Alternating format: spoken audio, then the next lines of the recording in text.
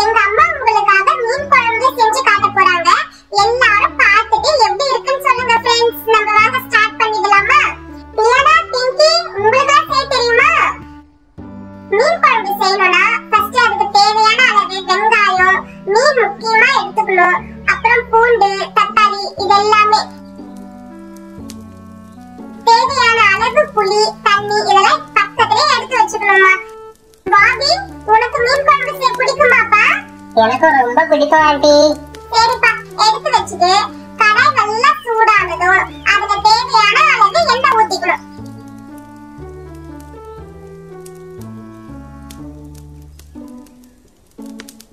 எண்ணெய் நல்லா சூடானதும் இதுல தேவையான அளவு கடுகு போட்டுட்டு நல்லா பொரிக்கணும்.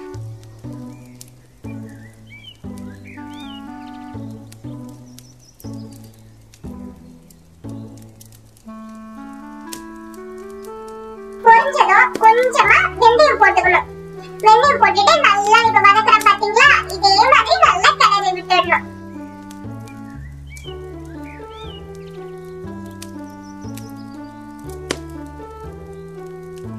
பாருங்க எப்படி பொரியுதுன்னு பாருங்க.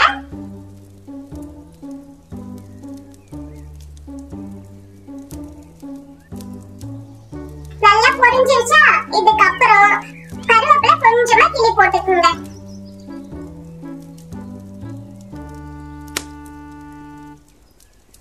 கருவேப்பிலை பொரிஞ்சதும் காஞ்ச மிளகாய் கொஞ்சமா போட்டு கலரிக்கிறேன்.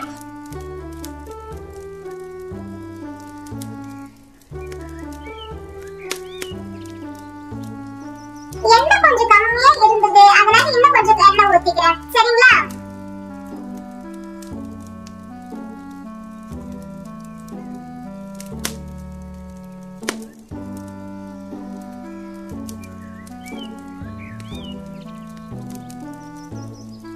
நல்லா வதக்கிட்ட பிறகு பூண்டு போட்டுக்கணும். கொஞ்சம் கொஞ்சமா பூண்டு போடணும்பா. நிறைய பூண்டு சேர்த்துட கூடாது, தேவையான அளவு தான் சேர்க்கணும். போட்டுட்டு நல்லா மறுபடியும் கலரை விட்டுக்குங்க.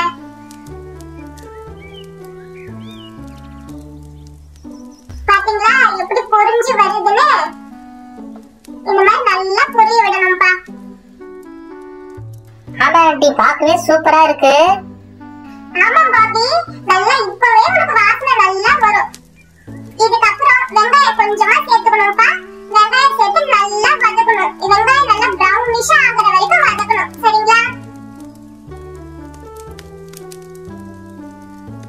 பியானா, அம்மா வீட்ல இல்லனாலும் சமையல் நீதாம்மா செஞ்சு சாப்பிடணும்.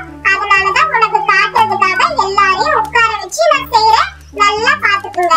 வெங்காயம் வதங்கினதும் எல்லாம் ஆண்டி எனக்கு தெரியும் வெங்காயம் வதங்கினதும் தக்காளி தானே போடுவாங்க. ஆமா டியானா, கரெக்டா சொன்னேன். வெங்காயம் வதங்கினதும் தக்காளியும் போட்டுடணும். போட்டுட்டு நல்லா வதக்கணும்.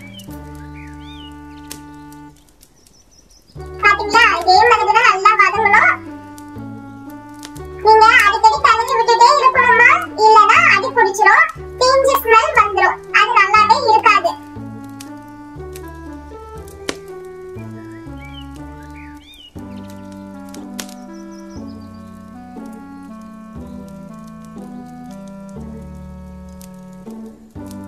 நல்லா வதங்கிடுச்சுப்பா. இதுக்கப்புறம் கொஞ்சமா மிளகாய் தூள், அப்புறம் கொஞ்சமா மல்லித்தூள்,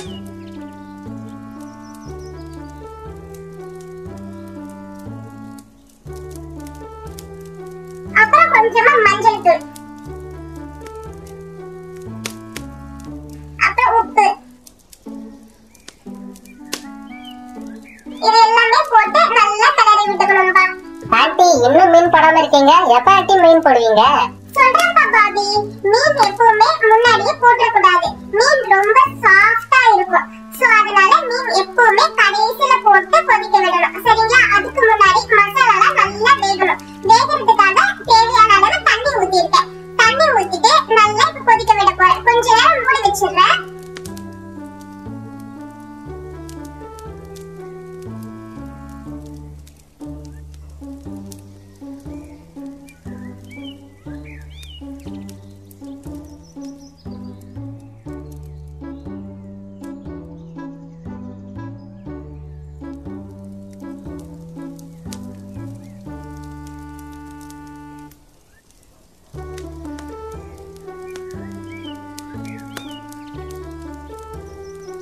ஓகே, எல்லாமே போட்டுட்டேன். இத கொஞ்ச நேரம் மூடி வச்சிடுறேன். அப்பதான் மசாலா நல்லா வெந்து வரும்.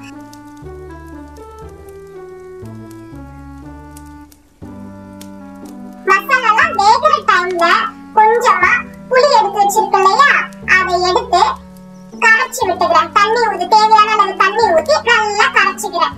கரைச்சிட்டு புளியை மட்டும் தனியா எடுத்துட்டு புளி தண்ணியை தனியா வச்சுக்கணும்.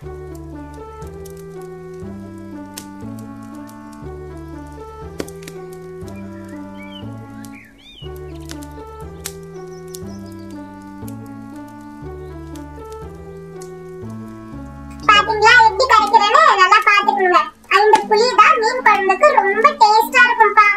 புளி இல்லனா மீன் குழம்பே வைக்க முடியாது. புளியை தனியா வச்சுட்டு தண்ணியை தனியா பிரிச்சுக்கிட்டேன்ப்பா. ஆண்டி இப்பவே ஸ்மெல் சூப்பரா வருது ஆண்டி. ஆமா பாபி, இன்னும் புளி போட்டா இதை விட சூப்பரா ஸ்மெல் வரும்.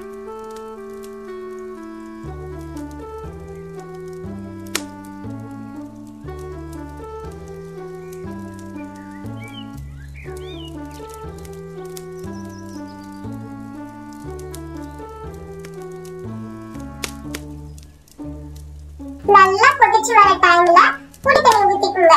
புளி தண்ணி ஊத்திட்டு இது நல்லா சேர்த்து கொதிக்க விடணும்.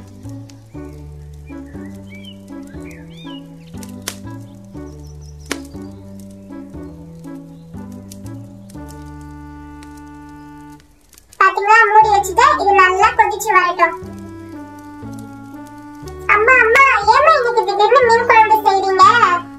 ஃப்ரெண்ட்ஸ், நீங்களும் மீன் குழம்பு இதே மாதிரி வீட்ல செஞ்சு பாருங்க. செஞ்சுட்டு எப்படி இருக்குன்னு சொல்லுங்க.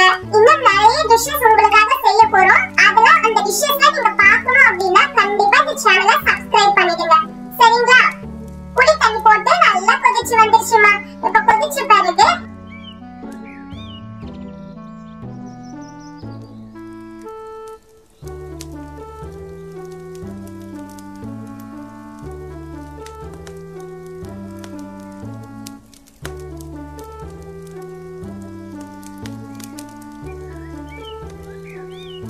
அம்மா எப்பமா முடிப்பீங்க? எனக்கு பசிக்குதும்மா. எனக்கு சாப்பிடணும் போல இருக்குமா. வாசனையும் சூப்பரா வருதுமா. தியானா, உனக்காக தானே செஞ்சிட்டு இருக்க. இன்னும் கொஞ்ச நேரம் நம்ம மீன் போட்டுட்டு அவ்வளவுதான், மீன் குழம்பு முடிஞ்சிடும். இதுக்கப்புறம் டைம் ஆகாதுமா. மீனை நல்லா வாஷ் பண்ணிட்டு குழம்புல போட்டுக்கிறேம்மா. பாருங்க, குழம்புல போட்டுட்டேனா. இது இன்னும் கொஞ்ச நேரம் கொதிக்க விடணும். குழம்பு நல்லா கொதிச்சதுக்கு அப்புறம் தான் மீன் போடணுமா. முன்னாடியே போட்டுற கூடாது. மீன் ரொம்ப குழஞ்சு போயிடும், நல்லாவே இருக்காது மீன் குழம்பு. நீயும் உங்க வீட்டுக்கு போய் இதே மாதிரி செஞ்சு சாப்பிடுமா, சூப்பரா இருக்கும். மறக்காம சப்ஸ்கிரைப் பண்ணிடுங்க ஃப்ரெண்ட்ஸ். பாபி, நீயும் வாப்பா.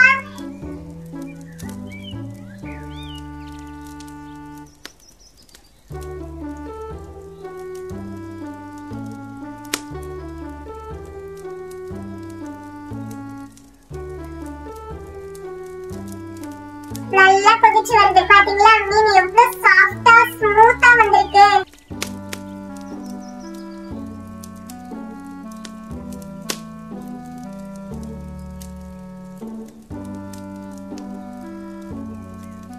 மீன் எப்படி தனித்தனியா தெரியுது பாருங்க. நல்லா இருக்குங்களா? இதே மாதிரி மீன் குழம்பு உங்க வீட்லயே செஞ்சு சாப்பிடுங்க. பிங்கி, டியானா, நம்ம போய் சாப்பிடலாமா? சுவையான மீன் குழம்பு ரெடி ஆயிடுச்சு.